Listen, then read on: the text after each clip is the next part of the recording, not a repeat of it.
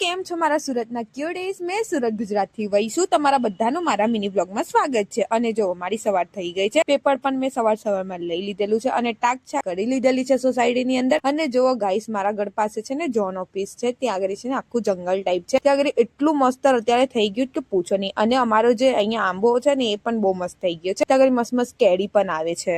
ચાલો, મારી તો વાતો થયા કરશે. હું ફટાફટ અંદર આવીને ફ્રેશ થઈ જાઉં, કેમ કે ઓફિસ માં જવાનું છે. હવે મેં ટિફિન તો બનાવી દીધું હતું ને ઓફિસ માં રેડી પણ થઈ ગઈ છું. પણ જો મેં બધું રેડી કરી દીધું હતું તો મેં છે ને ચાવી ભૂલી ગઈ હતી કે મેં ક્યાં મૂકેલી હતી. અને શોધવાના ચક્કરમાં મને થઈ ગયું હતું લેટ અને હું ફટાફટ નીચે આવી. અને જો આજે છે ને 12th ની લાસ્ટ એક્ઝામ છે, તો મેં મારી ફ્રેન્ડ ને પૂછ્યું કે કેવી જાય છે એક્ઝામ. તો એમ કે આજે લાસ્ટ છે, બસ આજે પટે એટલે બસ શાંતિ થાય. મેં કીધું કે ઓલ ધ બેસ્ટ. અને પછી હું નીકળી ગઈ ઓફિસ માટે. અને હા ગાઈસ, આજે છે ને મને ટ્રાફિક પણ નહીં મળેલું, નહીં સિગ્નલ મળેલું અને જલ્દી ઓફિસ પણ આવી ગઈ હતી. અને આવીને છે ને ડાયરેક્ટ મેં પંચિંગ કરીને મારું કામ ચાલુ કરેલું છે. અને ગાઈસ, લંચ પછી અમને ખાલી 5-10 મિનિટ મળે તો હું જો પહેલે તો આમાં પુક્કુરામ છે. અને જો આ પિંક કલરની પેન્સિલ છે ને મેં મારા માથામાં ક્યારની લાગેલી છે મને જ નથી ખબર. મેં કેટલી શોધેલી, પછી મને ખબર પડી કે આ પેન્સિલ તો મારા માથામાં જ છે. અને જો સાંજે ઘરે આવીને પણ છે ને એક તો પહેલે તો ચા નાસ્તો કર્યો અને ભાઈ અને મમ્મી છે ને સાફ સફાઈ કરતા હતા, તો પછી હું એમની સાથે થોડીક હેલ્પ કરાવી. એમ તો મેં બહુ દિવસ પછી મારા ઘરમાં કામ કરું છું, પણ હવે આટલું બધું કામ છે તો હું કામ કરી જ લઉં. જો મેં મશીનની અંદર જઈને મારું બધું કામ કરેલું છે. અને જો મારે સીવવાનું હજુ બાકી હતું તો છે ને મેં પહેલે એની સ્ટિચિંગ કરી. અને જો આજે છે ને મારી પાસે એક ઈદનું અર્જન્ટ છે ને સીવવાનું આવ્યું છે, એ પણ સીવવાનું છે. તો પહેલે પણ મેં મારી કુર્તી રેડી કરી દીધી. અને કેવી લાગે છે પ્લીઝ કમેન્ટમાં કહી દેજો. એમ તો હું હમણાં મારી કુર્તીની ઉપર જ પહેરેલી છે, પણ બહુ જ મસ્ત લાગે છે. અને આનો આખો લુક હું તમને કાલે બતાવવા કે કેવો લાગે છે. એમ તો મસ્ત લાગે છે ને, તો લાઈક,